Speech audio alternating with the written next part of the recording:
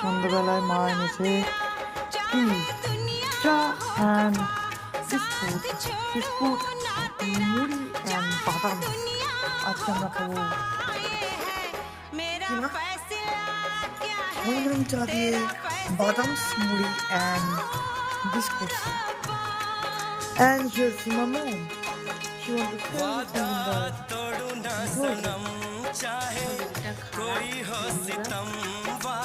প্রচন্ড গা হাত পা ব্যথা, প্রচন্ড মাথা ব্যথা, পা ব্যথা, হাওয়া খেয়ে হবে হয়তো, কিন্তু এসি ছাড়া থাকাও যাচ্ছে না। আসলে কি হচ্ছে বলতো, হাওয়া দিচ্ছে না, গুমোট হয়ে আছে। যদি মেঘলাটা না থাকতো, যদি হাওয়া ঠাওয়া দিত, তাহলে কিন্তু এত গরম লাগতো না।